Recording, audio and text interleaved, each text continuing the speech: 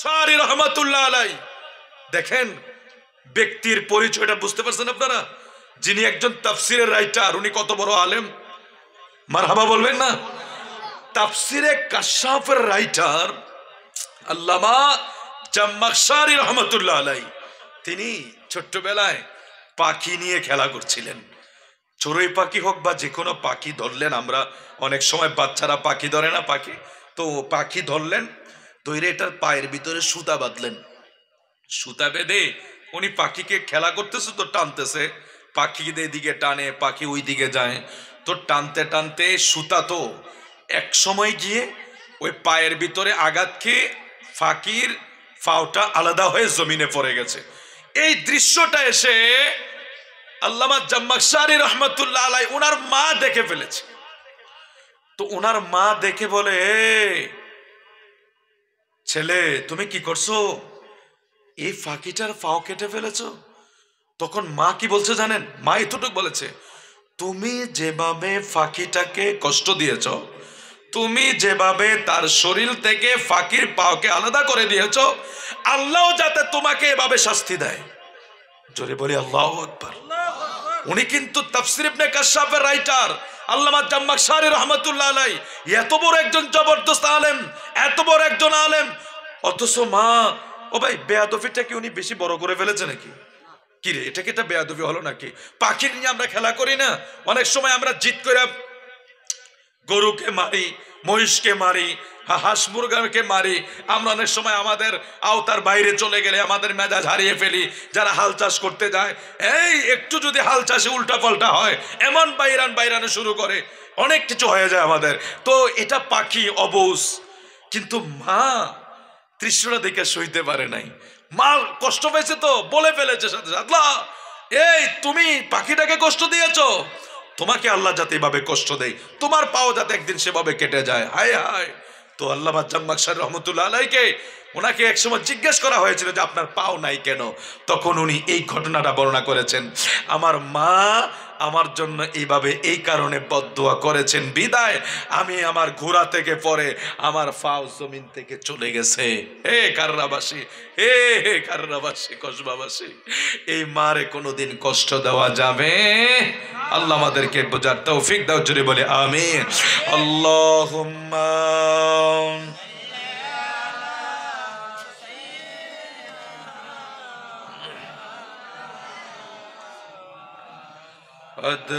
আলা আলাইহি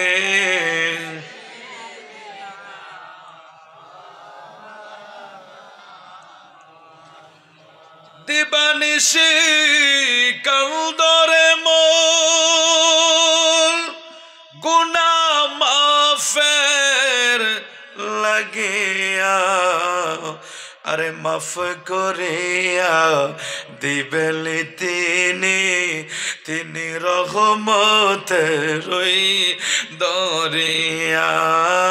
আল্লাহুম্মা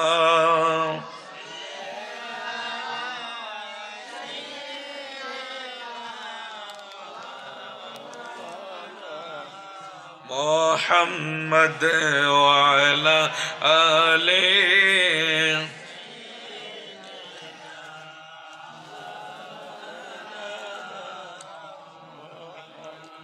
বাজান আমার, প্রিয় নবীর একটা হাদিস আপনাদেরকে শোনাই, আর একটু আগ্রহের জন্য। আমি কিন্তু আমার কোথায় আলোচনা কি করব সেই বিষয়ে এত একটা ব্রেনে নাই। আমি জিজ্ঞেস করেছিলাম আমার ভাইদেরকে, বলছে আপনার যেটা ইচ্ছা হয়। তারপরও আমার যেটা, আমি স্টেজে বসে যেদিকে খেয়াল সেদিকে আমি চলে গিয়েছি। আপনাদের কষ্ট হচ্ছে না তো? মা বাবার বিষয়টা জানার দরকার আছে না নাই? এই জায়গায় যদি ওয়াল থাকে, বাকি জিনিসগুলি কবুল হবে? নামাজ, রোজা, হজ, যাকাত কবুল হবে? তো এই ওয়ালটা আমাদের ভাঙতে হবে না? যেই সময় এসে আমরা সবচেয়ে বেশি কষ্ট দেই মা বাবাকে। আপনারা দেন না? আপনারা যদি কষ্ট দিতেন তাইলে ওই সাবুদ আলী ভুইয়া, কত পুরুষ আগের না, কয়েক বংশের আগের, ওনাকে স্মরণ রাখতেন। তো আপনাদেরকে দেখে বাকিরা যাতে শিখতে পারে। ঠিক আছে, আলহামদুলিল্লাহ, আপনাদেরকে সাধুবাদ জানাই। একটা বাড়িওয়ালা মিলে যদি একটা মাহফিল করে, মাহফিলকে এত সোজা, একটা মাহফিল অনেক খরচা, অনেক কষ্ট। আলেম ওলামাকে মেহমানদারি করা, এই প্যান্ডেল মাইক এত সুন্দর, মাইকের চাউন অনেক সুন্দর মাশাআল্লাহ, এবং অনেক সুন্দর প্যান্ডেল করেছেন। একটা বিয়ের প্যান্ডেলের মতো, বিয়ের প্যান্ডেলগুলি যেভাবে ভিআইপি হয় সেভাবে ভিআইপি করে করেছেন আলহামদুলিল্লাহ, এটা অনেক প্রশংসার যোগ্য। তো এই বাড়িওয়ালারা মিলে একটা মাহফিল, তো একটা গ্রাম কালেকশন, এটা সেটা রাস্তাঘাট, হ্যাঁ বাস কালেকশন করতে করতে মাহফিল করা লাগে। তো আপনারা এই আব্দুল হান্নান ভুইয়া বাড়িতে এই যে মাহফিলটা করেছেন আপনারা বাড়িওয়ালারা মিলে, আল্লাহ যাতে এর বিনিময়ে আরো অনেককে শিক্ষা গ্রহণ করতে পারে, এটাই মা বাবার জন্য সদকায়ে জারিয়া। যদি বলে আল্লাহু আকবার, আরো যদি বলে আল্লাহু আকবার। আসুন আর একটু আগ্রহের জন্য বলছি, আন ইবনে আব্বাসিন আন্না রাসূলুল্লাহ, সবাই একটু পড়ুন সাল্লাল্লাহু, আবার সাল্লাল্লাহু, ক্বালা মা মিন ওয়ালাদিন বাররি ইয়ানজুরু ইলা ওয়ালিদাইহি নাজরার রাহমা ইল্লা কাতাবাল্লাহু লাহু বিকুল্লি নাজরাতিন হাজ্জাতাম মাবরুরা ক্বালু ওয়া ইনা নাজরা কুল্লা ইয়াউমিন মিআতা মাররা ক্বালা নাআম আল্লাহু আকবার ওয়া আতিয়াবু, রাওয়াহুল বাইহাকী। হযরত আব্দুল্লাহ ইবনে আব্বাস থেকে বর্ণনা, আমার নূর নবী ফরমান, উম্মত তোমরা যদি তোমার মায়ের চেহারার দিকে তাকাও, হজ্জে মাবরুর কবুলি হজের সওয়াব হবে। সুবহানাল্লাহ কে পরে কইবে? আরে বাবা একটু জোরে কর না সুবহানাল্লাহ। পুরস্কারটা এখনো বুঝি না আমরা। হজ করছেন না কেউ? এখানে তো আমার বাজান মাওলানা আব্দুল কুদ্দুস নুরি সাহেব নাকি, বয়োজ্যেষ্ঠ আলেম আলহাজ আব্দুল হাই মাস্টার সাহেব হজ করেছেন। বাবা হজ করা কি এত সোজা? আমি তাদের থেকে অনেক জোয়ান না, এই 24 সাল আমি গিয়েছি, আমারও যেন মার কালের দুধ বের হয়ে গেছে। আমার কত বয়স হয়েছে, বেশি তো একটা হয় নাই। এই বছর গিয়েছিলাম, আল্লাহ আপনাদের দোয়া এবং আল্লাহ পাকের অশেষ মেহেরবানিতে যাওয়ার তৌফিক হয়েছে। কিন্তু বাবা ওই দেশের গরমটাই তো সহ্য করতে পারবেন না। গরম আছে না আপনার, এই যে পশমের গোড়ায় গোড়ায় বাতাস ঢুকবে, ছাতা ছাড়া 1 মিনিট থাকতে পারবেন না। আপনার পাও যদি ফ্রিজের উপরে পড়ে, এটা আমার মনে হয় না 30 সেকেন্ড লাগবে, এটা আপনাকে মানে ধরে নিবে, এমন প্রচন্ড তাপ সেই জায়গায়। সেই তাপের ভিতরে 5 দিন হজের জন্য বাইরে থাকা, আল্লাহু আকবার। কত মানুষকে মরতে দেখেছি, আরে কত মানুষকে মরতে দেখেছি। যখন মুজদালিফা থেকে মিনায় রওনা, জামরায় রওনা হয়, হাজার হাজার লক্ষ লক্ষ মানুষ, মানুষের চিৎকার কান্না কে দেখে? এই জামরায় পাথর মারার জন্য রওনা হয়েছে, আল্লাহ এই লাইনে কত মানুষ মারা যায় নিজের চোখে দেখেছে। নিজেও তো এক সময় যে হতভঙ্গ হয়ে গিয়েছি, 1 ঘন্টা এক জায়গায় বসে আছি, বসাও তো যায় না, নিচে না গরম, এত কষ্ট হজ করা। হজের কথাটা কেন বললাম জানেন? আপনারা হজের কথা শুই নাও, একটু সুবহানাল্লাহ বললেন না। মানে এই জন্যই বলছি যে মায়ের চেহারায় হজ। কোথায় কোথায় মায়ের চেহারা তাকাইতে কি মিনা যাওয়া লাগবে? মুজদালিফা যাওয়া লাগবে? হাজরা আসওয়াদে সুমা দেওয়া লাগবে? তাহলে এই হজের কথাটা আমার নবী বলেছেন, এটা কি সন্দেহ আছে নাকি? ওমা সন্দেহ আছে নাকি? হ্যাঁ, এই হাদিস আপনারা বাইহাকি শরীফে আছে, মিশকাত শরীফে আছে, এবং এটা সহিহ সনদের হাদিস। হাবিবি কিবরিয়া বলেছেন, মায়ের চেহারায় তাকাইবা, কবুলি হজের সওয়াব হবে। একটু সুবহানাল্লাহ বলেন বাবা, জোরে বলি সুবহানাল্লাহ। এটা কত বড় নিয়ামত, কি আজীব বিষয়, কত বড় নিয়ামত। যেই হজ করার জন্য বাইতুল্লাহ তাওয়াফ করা লাগে, সাফা মারওয়া সাই করা লাগে, মিনায় রাত্রি যাপন করা লাগে, মুজদালিফা রাত্রি যাপন করা লাগে, আরাফায় যাওয়া লাগে, মুজদালিফায় 3 দিন পাথর মারা লাগে। 3 দিনের পাথর মারা তো কলিজা শুকায় আপনার ছিপ বানিয়ে ফেলবে, এত কষ্ট। আর তো বাকি পেরেশানি আছে। ওই হজের মতো হজ, যেই হজের কষ্টের শেষ নাই, ওই হজ আপনার আমার মায়ের চেহারার ভিতরে আমার নবী ঘোষণা করে গেছে। জোরে কোন সুবহানাল্লাহ, আরো জোরে বলি সুবহানাল্লাহ। সাহাবায়ে কেরাম আমার নূর নবীরে প্রশ্ন করে, ইয়া রাসূলুল্লাহ, নবী গো আপনি বলছেন একবার তাকাইলে একটা হজের সওয়াব হবে, কি জিনিস বাইরে এসেছে দেখেন। সাহাবায়ে কেরাম আমার নবীকে বলে, ইয়া রাসূলুল্লাহ, নবী গো আপনি বলছেন যদি একবার তাকাই একটা হজের সওয়াব হবে, ক্বালু ওয়া ইনা নাযারা কুল্লা ইয়াউমিন মিআতা মাররা। নবী গো, যদি দৈনিক 100 বার তাকায়, সুবহানাল্লাহ কি পরে কইবে?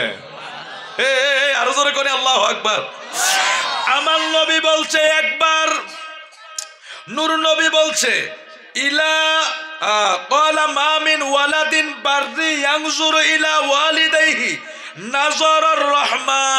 কেউ যদি মায়ের দিকে রহমতের নজরে, দয়ার নজর দিয়া মার হাতে একটা কেজি কম্বল উঠাইয়া দিয়া, হ্যাঁ, 1 কেজি কম্বল কমলা উঠাইয়া দিয়া, আপেল উঠাইয়া দিয়া, মালটা উঠাইয়া দিয়া, একটা কিছু উঠাইয়া দিয়া মায়ের চেহারার দিকে যদি তাকায়, তাইলে আমার নবী বলছেন একবার হজের কথা। অথচ সাহাবায়ে কেরাম প্রশ্ন করে বসে, ক্বালু ওয়া ইনা নাযারা কুল্লা ইয়াউমিন মিআতা মাররা। নবী গো, যদি এইভাবে দৈনিক 100 বার তাকায় 100টা হজের সওয়াব হবে নি? আমার নবী কয় ক্বালা নাম, হ্যাঁ, 100 বার যদি তাকায় 100টা হজের সওয়াব হবে। জোরে কোন সুবহানাল্লাহ। দেখছেন কি পুরস্কার আমাদের জন্য দিয়ে গেছে। অথচ আমরা গড়ের হজটা করতাম পারি না, কিছুদিন পর পর মক্কা মদিনা যায়, মা কিন্তু বৃদ্ধাশ্রমে আছে না নাই? কিছুদিন পর পর উমরা করতে যায়, অথচ মাকে একটা ভালো কাপড় কিনে দেয় না, মার জন্য প্লেটে জায়গা হয় না, মার জন্য নিজের ভালো করে জায়গা হয় না। মা সর্বনিম্ন জায়গা, কারণ বৃদ্ধ হয়ে গেছে, বউরা ঠেলাঠেলি করে।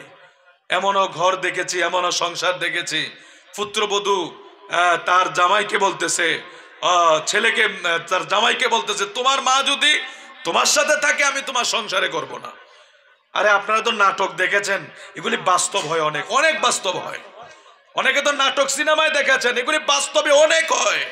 যে ছেলে তার জামাইকে সে শাসাচ্ছে, তোমার মার সাথে আমি খাবো না, তোমার মাকে আমি সব খেদমত করতে পারবো না, আমি কে একানি, এই সেই। তবে একটা কথা মনে রাখবেন, ও ক্ষেতের ছাগা খেতে বাগে লাইলে উঠে না। আপনি যে আচরণ করবেন সেই আচরণটা আবার সেই জায়গায় একদিন শাশুড়ির জায়গায় সবাই আসতে হবে নি? শ্বশুরের জায়গায় সবাই আসতে হবে না? তো সবাই যখন আসতে হবে, সেই হিসাব করে তো আমাদের আচরণটাও করার দরকার আছে না নাই? বলুন বাবা, আল্লাহ আমাদেরকে বুঝার তৌফিক দেখ, জোরে বলে আমিন। আমি কবর সম্পর্কে একটা হাদিস শরীফ বলবো, তারপর ইনশাল্লাহ কিয়াম হয়ে যাবে। যারা আশেপাশে আছেন সবাই চলে আসেন, আল্লাহ আমাদেরকে কবুল করক, জোরে বলে আমিন। বিসমিল্লাহির রহমানির রহিম। মিনহা খলাকনাকুম ওয়া ফিহা নুঈদুকুম ওয়া মিনহা নুখরিজুকুম তারাতান উখরা। জোরে জোরে বলি আল্লাহু আকবার। আমরা যখন কবরে মাটি দেই 3 বার এই কথাটা বইলা মাটি দেই কি দেই নাও? এই আয়াতটা 3 অংশে আমরা ফয়রা ফয়রা মাটি দেই। এখানে একটা সওয়াবের কথা আপনারা শুনিয়া লন। কেউ যদি জানাজা পড়ে 1 কিরাত সওয়াব হয়, আবার কেউ যদি কবরে 3 মুষ্টি মাটি দেয় আরেক কিরাত সওয়াব হয়। ও হুজুর, কিরাতের হিসাব কি? কিরাতের হিসাব আমার নবী কয় উম্মত 1 কিরাত সওয়াব 1 উহুদ পাহাড়ের সমান। বাবা, আপনাদেরকে আমি খুশি করতে পারি নাই মনে হয়। উহুদ পাহাড় কত বড় দেখছেন? আপনি জানাজা পড়লে উহুদ পাহাড়ের পরিমাণ সওয়াব হয়ে যাবে। এটা 1 কিরাত সওয়াব বলা হয়েছে। আর যদি অনেকে কবরের পাশে যাইতে চায় না, আরে আমার কাজ আছে, ব্যস্ততা আছে, বিজি আছে, ও চলে যায়, তাড়াতাড়ি আছে। অথচ 3 মুষ্টি মাটি যদি আপনি কবরে দেন, মিনহা খলাকনাকুম ওয়া ফিহা নুঈদুকুম ওয়া মিনহা নুখরিজুকুম তারাতান উখরা। আপনি যদি 3 মুষ্টি মাটি কবরে দেন, এই 3 মুষ্টি দেওয়ার কারণে আরেক কিরাত সওয়াব হয়, এটাও উহুদ পাহাড় পরিমাণ। জোরে কোন সুবহানাল্লাহ। তাহলে এই মাটি দেওয়ার ভিতরে কিছু আদব আছে। আমরা তো অনেক সময় কি করি জানেন, একবারে এইটাই এক হাতে মাটি দেই জোরে জোরে দূর থেকে। আবার কিছু, এটা আমাদের বাবারা বলতে পারবে যেহেতু বয়োজ্যেষ্ঠ আলেম, যে এই বলের ভিতরে মাটি নেই। কালকে পরশু, তার আগে 2 দিন আগে একটা জানাজা পড়ছি বাবা, 1 কদম হাঁটলেই কবর। কি অলস মানুষ, এক কদম হাঁটলে কবর, ওইখান থেকে এরা বল দিয়ে নিয়ে মাটি দিতেছে, কবরের পাশে আসে না, বল দিয়ে মাটি দে, বলের ভিতরে মাটি দিয়ে দিছে, ওইটা নিয়ে দেয়। আচ্ছা কবরের পাশে যাইতে 2 কদম, মানে ওই যে অলস। হ্যাঁ, ওয়াশার মেশিনে কাপড় ধুইতে ধুইতে এখন আর সাবান দিয়ে খাসরাইতে ভালো লাগে না, অবস্থাটা এমন হয়ে গিয়েছে। আল্লাহ হেফাজত করুক, জোরে বলে আমিন। মাটি দেওয়ার আদব 2 হাতে, মাটি দেওয়ার আদব 2 হাতে। আর অবশ্যই আমরা যখন দোয়া করব কবরের দিকে ফিরেই দোয়া করব, ঠিক আছে? দোয়ারও আদব আছে, অনেকখানে আবার পশ্চিম দিকে ফিরা যায়। এদেরকে জিজ্ঞাসা করবেন মাসালা, এদের কাছ থেকে জেনে নিবেন। আমার নূর নবী স্বয়ং নিজেই মদিনার কবরের দিকে ফিরে আমার নবী জিয়ারত করেছেন। আর জিয়ারতের আদবই হইল কবরের দিকে ফিরে। দুয়ার কেবলা কি? কাবা শরীফ। ও ভাই, দুয়ার কেবলা তো উপরে, এটা তো নামাজের কেবলা। আর আমরা দেশের হুজুররা কি আন্তাজি মান্তাজি ফতুয়া কই পাইলো না পাইলো, মুনাজাতের সময় কবর রেফিস দিয়া পশ্চিম দিকে ফিরা দাঁড়া। এই হাদিস কই পেয়েছে এটাও জানি না। অথচ পশ্চিম কোন দুয়ার কেবলা না, দুয়ার কেবলা হইল উপরের দিকে, আর পশ্চিম হইল নামাজের কেবলা। কিসের কেবলা? নামাজের কেবলা। এখন আমি কবরের পাশে অনেক জায়গায় দেখি, কিছু কিছু জায়গায় গেলে ও মায়েরা ফিরা যায়, হুজুর আরে কি আজীব কাণ্ড, আপনি কবরবাসীকে ফিস দিচ্ছেন, এখানে তো বেয়াদবি হচ্ছে। আর দুয়ার কেবলা তো কাবার দিকে না, দুয়ার কেবলা তো দুয়ার কেবলা তো উপরের দিকে। তার কবরের কাছে দোয়া করা হলো, জিয়ারত করার আদবই হইল আপনি কবরের দিকে ফিরে দোয়া করবেন। এগুলি যদি থাকে এগুলি সমাধান করে নেবেন এবং বয়োজ্যেষ্ঠ আলেমদের কাছে নিয়ে আসবেন, ইনশাআল্লাহ মাসালা সমাধান হয়ে যাবে। আল্লাহ বুঝার তৌফিক দান করে, জোরে বলে আমিন। মাঝখানে বলে দিলাম 2 একটা সওয়াবের কথা। ওয়ান আবি হুরায়রা قال رسول الله صلى الله عليه وسلم إذا قبر الميت أتاه ملكان أسودان أزرقان يقال لأحدهما المنكر والآخر النكير فيقولان ما كنت تقول في هذا الرجل فيقول ما كان يقول هو عبد الله ورسوله أشهد أن لا إله إلا الله وأن محمدا عبده ورسوله فيقولان قد كنا نعلم أنك أن تقول هذا ثم يفسح له في قبره 70 ذراعا في 7 ثم ينور له فيه ثم يقال له نام فيقول أرجع إلى أهلي فأخبرهم فيقولان نام كنومة العروس الذي لا يقظه إلا أحب أهله إليه حتى يبعثه الله من مضجعه ذلك وإن كان منافقا قال سمعت الناس يقولون فقلت مثله لا أدري فيقولان অনেক লম্বা হাদিস, এটা তিরমিজি শরীফের হাদিস, লম্বা একটা riwayat। কসবাবাসী, আমরা সব সময় শুনছি কবরের ভিতরে প্রশ্ন হইব কয়টা? জানি না সবাই তো, একটু জোরে কর না, কয়টা? আরো জোরে। আজকে একটা ফেস লাগাই দেই নাই, আজকে তিরমিজি শরীফের একটা লম্বা হাদিস আছে যে কবরে প্রশ্ন হইব একটা। হুজুর তো বসা আছে পাশে নাকি, অনেক বড় আলেম না, আমি বুঝতে পারতেছি তো, আমার তো ভয় লাগতেছে। আর আমি তো এমনি মোটা মানুষ, ফ্রি জায়গাত বসেও তো আমরা তো ধরেন স্টেজে বইলে সোফাও কথা গহল লাগে, সোফাও কয়ে যে না রে এটা যে বইছে আমার তো অবস্থা খারাপ হয়ে যাইতেছে। আর আমার পাশে যে দুইটা বয়ে দিচ্ছেন মাসাল্লাহ দিলে, এইসব জাপানি ইঞ্জিল আলহামদুলিল্লাহ। কোন এরা এখনো যা পারবে আমরা তাদের 5 ভাগের 1 ভাগও পারবো না, কারণ আমাদের হাট আমাদের সবকিছু এদের অনেক দুর্বল। মাশাআল্লাহ, আল্লাহ কবুল করুক, জোরে বলে আমিন। এদের হায়াত আল্লাহ বরকত দেখ, জোরে বলে আলিম আমিন বলেন, আমিন বলেন। এরা সমাজের জন্য রহমত, সমাজের জন্য নিয়ামত, শান্তির জন্য এদের আমাদের বড় প্রয়োজন। এজন্য আমরা দোয়া করি আল্লাহ যাতে এদের হায়াতে বরকত দেখ, জোরে বলে আমিন। এই হাদিস শরীফটা পরে আমি কিয়াম শরীফ দিয়ে দেব ইনশাআল্লাহ। প্রিয় নবী সাল্লাল্লাহু আলাইহি ওয়াসাল্লাম বলেন, আবু হুরায়রা থেকে বর্ণনা, নবীজি ফরমান ইজা কুবিরুল মাইয়িতু, মাইয়িতকে যখন কবরে রাখা হয়, ও খাররাবাসী, মানুষ ইন্তেকাল করার পরে কই রাখে? কন্যা জোরে কন্যা, কবর সিনের না মনে হয় নাকি? অপরিচিত জায়গা, হ্যাঁ পরিচিত জায়গা না, কেউ যাইতেছে না নাকি? কেউ যাইতেছে না, কিন্তু যাওয়ার সময় গেলে কেউ লাগতেও পারে। এটাই কবর। আপনি ফয়সালের বাবা গত বছর আমারে মাহফিলের দাওয়াত দিছিল, কিন্তু মাহফিলের কারণে আমি ডেটটা নিতে পারি না। এই বছর তার বাবারও অনেক আশা ছিল আমাকে দেখবে বা দাওয়াত দিবে, অনেক শখ। কিন্তু কি আল্লাহর কি মহিমা, কি লীলা খেলা, কিছুদিন আগে তার বাবাটা দুনিয়া থেকে চলে গেছে। দেখছেন, উনি কি চিন্তা করছে উনি আজকে মাহফিলে থাকবে না? হায় হায় হায় হায়। এটাই দুনিয়ার রঙের বাজার। দুনিয়া আমার জন্য থেমে থাকবে না, একটা কথা মনে রাখবেন।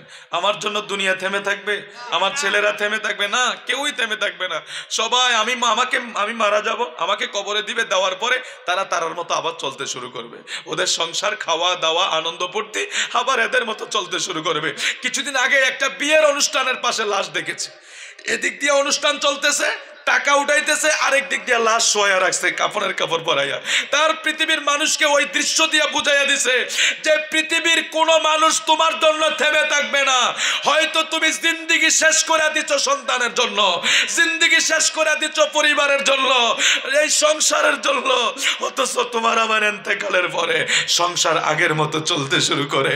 এই জন্য নিজের আমল ফুজি পাটটাকে ভারী করা আমাদের বড় প্রয়োজন। এইভাবে আমরা হঠাৎ মৃত্যু যাতে আমাদের নসিব না হয়, আল্লাহ তুমি আমাদের তওবা করার সুযোগ দিও। জোরে জোরে বলে আমিন, আরো জোরে বলে আমিন। প্রিয় আকা বলে ইজা কুবিরুল মাইয়িত, যখন মাইয়িতকে কবরে রাখা হয়, আতাহু মালাকানি আসওয়াদানি আও আসরাকানি ইকালু লি আহাদিহিমাল মুনকার ওয়াল আখারুন নাকিরু। দুইজন ফেরেশতা তাদের কবরে আসে, একজনের নাম মুনকার আরেকজনের নাম নাকির। ওই দুইজন ফেরেশতা কবরে আইসা প্রশ্ন করে, ফায়াকুলানি মা কুনতা তাকুলু ফি হাযার রাজুল। জোরে জোরে বলি আল্লাহু আকবার। বন্ধু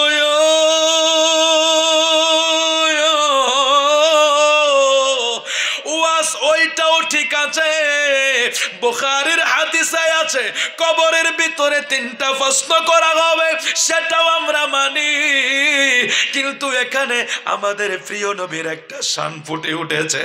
কারণ অনেকেই বলে এত নবী নবী করস কেন, কবরে গেলে কে আগে নবীর কথা জিগাইবনি, এরম কথাই আমরা দেশে বলে কি বলে না? বলে ব্রাহ্মণবাড়িয়ার মানুষ, কসবার মানুষ, এত নবী নবী করস কেন, মিলাদুল নবীর জুলুস কেন করস? এইগুলা নিয়ে আমরা রে অনেক অপবাদ দেয়। কয় কবরে গেলে কি তোরারে নবীর কথা আগে জিগাইবনি? আগে তো জিগাইব মান রব্বুকা, রবের কথা। কিন্তু তিরমিজি শরীফের অনেক লম্বা এক riwayate পাইলাম, ইজা কুবিরুল মাইয়িতু আতাহু মালাকানি আসওয়াদানি আসরাকানি ইকালু লি আহাদিহিমাল মুনকার ওয়াল আখারুন নাকির। দুইজন ফেরেশতা আসে, একজনের নাম মুনকার আরেকজনের নাম নাকির। এই দুইজন ফেরেশতা কবরে আইসা কবরবাসীরে প্রশ্ন করে, মা কুনতা তাকুলু ফি হাযার রাজুল, ফি হাযার রাজুল। যিনি তোমার সামনে, এই ব্যক্তিকে তুমি চিনোনি? জোরে জোরে কোন সুবহানাল্লাহ। আচ্ছা বলুন, আল্লাহ কি কখনো সুরত ধরে আমাদের সামনে আসবে? এটা কি আল্লাহ শান? আল্লাহর কি কোনো আকার আছে? নিরাকার, লা শারিক, লা তুশরিক বিল্লাহ। গাছের মতো নয়, মাছের মতো নয়, টুকরোর মতো নয়, সূর্যের মতো নয়, চন্দ্রের মতো নয়, আসমানের মতো নয়, জমিনের মতো নয়, পাহাড়ের মতো নয়। নাই নাই নাই নাই নাই নাই, কোন শরিক নাই, কোন কিছুর মতো নাই। ইনি কইলেন লা তুশরিক বিল্লাহ, যার কোন শরিক নাই, যিনি কোন কিছুর মতো না, তিনি কইলেন আল্লাহ আল্লাহ। জোরে কোন সুবহানাল্লাহ। তাইলে এখন প্রশ্ন, কবরে তো আর আল্লাহ কোন সূরত ধরে আসবে না, ঠিক কিনা বলেন? তাইলে ফেরেশতারা প্রশ্ন করছে, মা কুনতা তাকুলু ফি হাযার রাজুল, এ বান্দা তোর কবরে যিনি তারে চিননি? আমার নবী কয়, উম্মত রে, যদি সে ঈমানদার হয়, যদি সে মুমিন হয়, সে জবাব দিবে ওয়া আব্দুল্লাহি ওয়া রাসূলুহু আশহাদু আল্লা ইলাহা ইল্লাল্লাহ ওয়া আন্না আন্না মুহাম্মাদান আবদুহু ওয়া রাসূলুহু। ওই ফেরেশতারা প্রশ্ন করার সাথে সাথে যদি সে মুমিন হয় সে বলবে ওয়া আব্দুল্লাহি ওয়া রাসূলুহু, তিনি আল্লাহর বান্দা এবং আল্লাহর রাসূল। সুবহানাল্লাহ, কয় না সুবহানাল্লাহ, কয় না? এই হাদিস শরীফ প্রমাণ করে আমার নবী আসতে পারে কি পারে না? ক্ষমতা দিচ্ছে কে? হাজা মানে নিকটবর্তী। আলেমরা জিজ্ঞেস করেন, বাংলা তো আমরা জানি সবাই নাকি? জানি না? জানি না। বাংলা শব্দের কিছু ব্যবহার বলি আপনাদেরকে। এই একটা বর্ণ আছে না নাই? ওই একটা বর্ণ আছে না নাই? যখন বলবো এ মাওলানা সাহেব, তার মানে উনি এখানে। আর যখন বলবো ওই মাওলানা সাহেব, তখন কি এটা এখানে বোঝায়? দূরে বোঝায়। এ মানে এখানে, ওই মানে দূরে। এখানে আরবি যে শব্দটা আছে, মা কুনতা তাকুল ফি হাজা, হাজা মানে নিকটবর্তী। সুবহানাল্লাহ কি পরে কইবে? মৌলবীরা কয় নবী বলে কবরে আসতে পারবে না। অনেক মৌলবীরা কয় নবীর ছবি দেখাইব, অনেকে কয় নবীর সুরঙ্গ করব। এইগুলো কোনো কিছু হাদিস শরীফ আমরা পাই না। না আছে ছবির কথা, না আছে সুরঙ্গের কথা, আছে মা কুনতা তাকুলু ফি হাজার রাজুল। সুবহানাল্লাহ। ছবির কথাও নাই, সুরঙ্গের কথাও নাই। কবরের ভিতরে আমার নূর নবী আসবে। জোরে কোন ইয়া রাসূলুল্লাহ। মা কুনতা তাকুলু ফি হাজার রাজুল। ফেরেশতারা যখন প্রশ্ন করবে, এ বান্দা এই ব্যক্তি সম্পর্কে তোমার ধারণা কি, পরিচয় তুমি জানো কিনা? তখন ইমানদার হইলে আমার নবী কয়, সে বলবে ওয়া আব্দুল্লাহি ওয়া রাসূলিহি, সে আমি নবীকে চিনতে পারবে, আমি নবীর পরিচয় দিবে এবং সে বলবে আশহাদু আল্লা ইলাহা ইল্লাল্লাহ ওয়া আন্না মুহাম্মাদান আবদুহু ওয়া রাসূলুহু।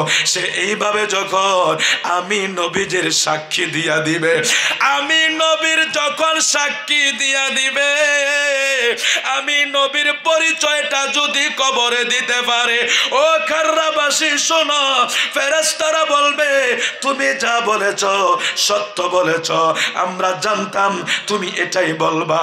তখন কবরের অবস্থা কি হবে?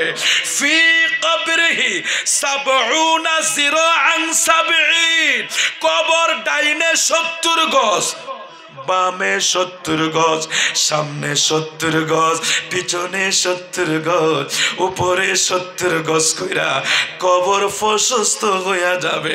জোরে কি বলা যাবে? সুবহানাল্লাহ। কবর কি এত বড়? শেষ তো, আলোচনা শেষ হয়ে যাবে ইনশাআল্লাহ। এই কবর কি এত বড়? কতটুক? ৩.৫ হাত। বাঁশ দিলে আরো ছোট, মাটি দিলে একেবারেই ছিন্ন ছিন্ন, ছোট্ট সংকীর্ণ ঘর, যেখানে কেউই থাকতে চাবে না। রাজা বাদশার রাজপ্রাসাদ ছেড়ে দিতে হয় যখন কুল্লু নাফসিন যায়িকাতুল মাউত, মাউত যখন হাজির হয়ে যায়, আল্লাহ আরো বলে দেয় আইনামা তাকুনু ইউদরিকুমুল মাউতু ওয়ালাউ কুনতুম ফি বুরুজিম মুশাইয়াদা। পৃথিবীতে অনেক জায়গা আছে ফালানোর। এই বাংলাদেশে দৌড়ানি দিলে ভারতে যাইবা, ভারতে দৌড়ানি দিলে অন্য দেশে যাইবা, এই জেলা থেকে আরেক জেলায় ফলাইবা। আল্লাহর মউত যদি তোমাকে ধরতে আসে, আইনা মা তাকুনু, কোথাও ফালানোর জায়গা নেই। মউত থেকে ফালানোর জায়গা আছে? বলো না ফালানোর জায়গা আছে? সবকিছু থেকে ফালাইতে পারবো। জেলখানার অনেক লম্বা ওয়ালও টপকানো যায়, কিন্তু মউত থেকে ফালানো সম্ভব না, কোনোদিনও সম্ভব না। সবাই সেই কবরে যায় কি যায় না? তাহলে কবর কি? ছোট্ট জায়গা, একেবারে ছোট্ট, একেবারে সংকীর্ণ। এ বাবা দেখেন হাদিস শরীফে নবীজি বলছেন ফি কবরিহি ৭০ জিরাআন ফি ৭০, কবর চতুর্দিকে ৭০ গজ করে প্রশস্ত হয়ে যাবে। একটু আওয়াজ করে বলতে হবে সুবহানাল্লাহ, আওয়াজ করে বলতে হবে ইয়া রাসূলুল্লাহ। আমার নূর নবী ফরমান উম্মত, যদি তুমি আমি নবীর পরিচয়টা কবরে দিতে পারো, চতুর্দিকে কবর ৭০ গজ করে দৈর্ঘ্য হয়ে যাবে। শুধু তাই নয়, সুম্মা ইউনাওয়ারু লাহু, কবরে কি লাইট আছে? ওই ভাই কথা কোন না, আলোর ব্যবস্থা আছে? কেউ বাতি জ্বালায় কবরের ভিতরে, জ্বালাইলে দুইটা উপরে জ্বালায়, এটা কি লাভ হইব? মোমবাতি অনেকে জ্বালায়, কিন্তু এটা কি কোনো লাভ হইব? কোনো লাভ নাই। অথচ কবরের ভিতরেও জ্বালাইলে কোনো লাভ হইব? এটা পরজগতের বিষয় না। অথচ আমার নূর নবী কয়, উম্মত রে, যখন তুমি আমার পরিচয় দিবা, কবর প্রশস্ত হইয়া শুধু ক্ষান্ত হবে না, ওই কবরের ভিতরে সুম্মা ইউনাওয়ারু লাহু, নূর প্রবেশ করবে। জোরে বলি আল্লাহু আকবার। সুম্মা ইউনাওয়ারু লাহু, কবরের ভিতরে আলো প্রবেশ করবে। অন্ধকার কবর আর অন্ধকার থাকবে না, এটা আলোকিত হইয়া যাবে। এটা যখন আলোকিত হইয়া জান্নাতের বাগান হইয়া যাবে, এখানে আরেকটা মজার বিষয় আছে। আমার নবী কয়, মুর্দার যখন দেখবে তার কবর কত বড়, তার কবরে আলো জ্বলে, সে খুশি হইয়া বলবে, ফায়াকুলু আরজিউ ইলা আহলি ফাউখবিরুহুম, আমাকে একটু আমার পরিবারের কাছে যাইতে দাও। সুবহানাল্লাহ না? আসার সুযোগ আছে? কেউ আসছিল? কাররা আসছে? কেউ যদি আসে এলাকার লোক থাকবো, ও দৌড়ে ভালো বসে, কি কি কি, ওই দাদা তো কবরে চলে গেছে, ও করতে আসলো। কেউ যাবে দাদার কাছে? না, বয়ে সব পালাইবে। কারণ এটা কি সম্ভব নাকি? এটা মনে হয় জিন হবে বা অন্য কিছু হবে, সবাই দৌড়িয়া পালাবে। অথচ নবীজি ফরমান, ফায়াকুলু আরজিউ ইলা আহলি ফাউখবিরুহুম, সে বের হতে চাইবে। সুবহানাল্লাহ। কেন বের হতে চাইবে? আমার নূর নবী কয়, ওই কবরে যখন সে আনন্দ মুহূর্ত দেখবে, কবরে যখন সে তার শান্তিময় জায়গা দেখবে, সে ফেরেশতারে বলবে, ও মুনকির নাকির ফেরেশতারা, আমাকে একটু আহলের কাছে যাইতে দাও, আমারে আবার দুনিয়ায় যাইতে দাও, আমার পরিবারের কাছে আমারে যাইতে দাও। কেন কেন? আমি আমার পরিবারকে যাইয়া বলবো আমি কবরে শান্তিতে আছি, আমি এই সংবাদটা দিতে যাব। ওই সময় ফেরেশতারা বলবে, এ আল্লাহর বান্দা, ফায়াকুলানি নামকা নাওমাতিল উরুজ, দুইজন ফেরেশতা বলবে, তুমি দুনিয়ায় আর যাইতে হবে না, যাওয়া লাগবে না, যাওয়ার কোনো লাইন নাই, তুমি ঘুমায়া যাও, যেভাবে দুলা দুলহানি ঘুমায়, তুমি ঘুমায়া যাও, তোমাকে আর কেউই জাগাবে না কিয়ামতের আগ পর্যন্ত। এই হাদিসের শেষ অংশটা বিপরীত। প্রথম অংশটা হইল, নবীর পরিচয় দিতে পারলে কবরের ফুল বাগিচা, সোজা কথা, ঠিক আছে? প্রথম প্রশ্ন, আমার নবীর পরিচয় দিতে পারলে কবর কি হয়ে যাবে? আলো প্রশস্ত হয়ে যাবে। এবার ওই বৎকারের বিষয়টা কি হবে? টোটাল ভিন্ন হয়ে যাবে। কেমন ভিন্ন হবে? قد كنا نعلم أنك تقول ذلك فيقول للأرض تائم عليه فتلتئم عليه فتختلف أضلاعه فلا يزال فيها معذبا حتى يبعثه الله مما تجاه ذلك رواه الترمذي। আমার নবীর পরিচয় যদি কবরে না দিতে পারে, নবীর পরিচয় এত সোজা, নবী কবরে চিনতে হলে দুনিয়া সম্মান করতে হবে না। আর নবীরে যদি ছোট কইরা কাউবয় বইলা, এই বইলা, রাখাল বইলা, বাজে বাজে শব্দ বইলা নবীকে কষ্ট দিয়া কবরে নবী চিনা যাবে? এত সোজা। এই আমার নবী প্রথম কি বলছে? আমাকে চিনতে পারলে এই হাল হবে কবরের, আর না চিনতে পারলে কবরের মাটি দুই দিক থেকে আইসা এমন জোরে চাপা দিবে, ফাজরের হাড়গুলো ভাঙ্গা পরস্পরের ভিতরে প্রবেশ করে ফালাইবে, এমন জোরে কবরের মাটি চাপা দিবে। যদি নূর নবীর চিনতে না পারো, এ কাররাবাসী, এ কসবাবাসী, অনেক কষ্ট দিয়া ফালাইছি, আপনাদের কাছে বিনয়ের সাথে অনুরোধ করে যাব, মা বাবার খেজমত কইরো, কবরের কথা স্মরণে রাখো, আমার নূর নবীরে ভালোবাসিও, জিন্দেগি ইমানের হাতে, ইমানের হালতে চালাইও, নিজের হাত দ্বারা জবান দ্বারা কারো ক্ষতি কইরো না। আজকে সাবুদ আলী ভুইয়া সাহেবের স্মরণে ওনার নাতিপতিরা যেভাবে মাহফিল করে, এই মাহফিল সবাই যেন করতে পারে, আল্লাহ কবুল করো। জোরে জোরে বলে আমিন। আসুন আমার নবীরে দাঁড়ায়া একটু সালাম জানায়া নবী।